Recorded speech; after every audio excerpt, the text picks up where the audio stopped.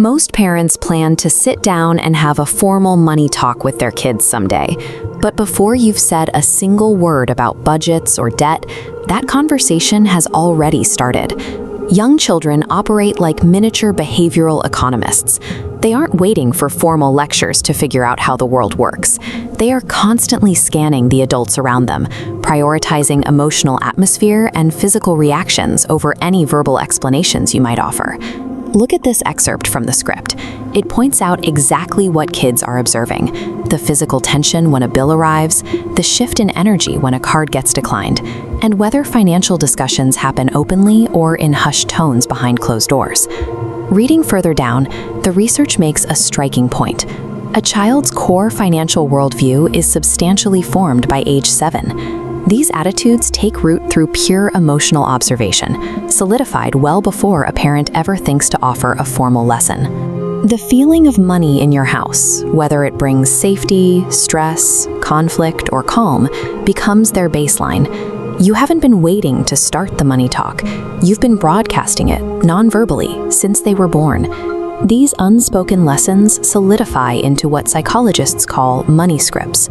Think of them as unconscious architectural blueprints for how we handle finances as adults, absorbed entirely in childhood. The document outlines 4 specific patterns, and it starts with avoidance. As you can see in this section, avoidance transmits through silence. It's the bills that never get discussed, and the distinct sense that money is simply too uncomfortable to talk about openly.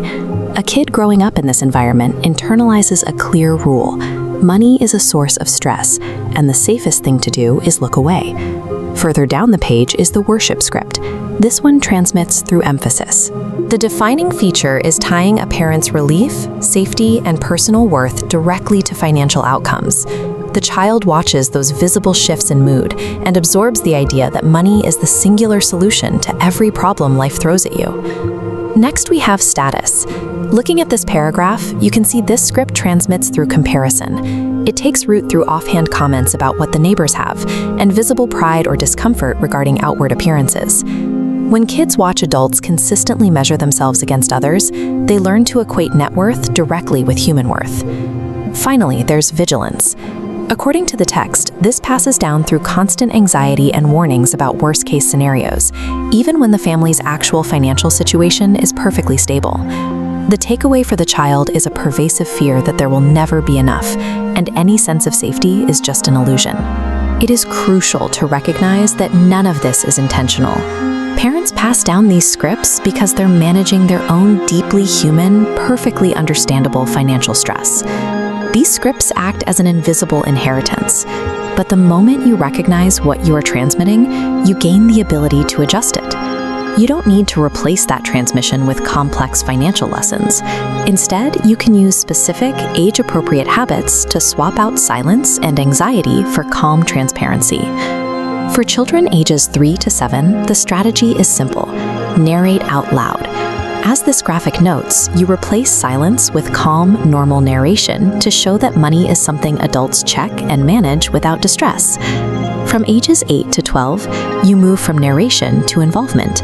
Give them actual skin in the game by bringing them into real, simplified trade-off decisions, like deciding together how to allocate $40 for weekend fun. This is where an allowance becomes highly effective.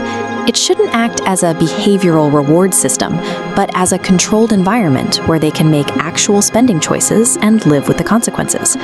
For teenagers, lean into authenticity over authority. The most impactful thing you can do at this stage is be honest about your own past financial mistakes. Teenagers are highly resistant to lectures, but they respond to authentic stories. Showing them how you recovered from a bad decision signals that managing money is an imperfect, lifelong navigation, not a pass or fail test. Opening a savings account in your child's name is great, but a bank balance won't protect them from a harmful money script. The emotional environment you create around finances holds far more weight. Reviewing this final section of the script notes, the ultimate goal becomes clear. You want to make money feel normal. It should exist in your household the same way health or food does, a topic you engage with directly and make decisions about without panic. Let me know in the comments, as suggested here in the episode's close. What is one money habit or phrase from your own childhood that you can still hear clearly today? Recognizing that is the first step.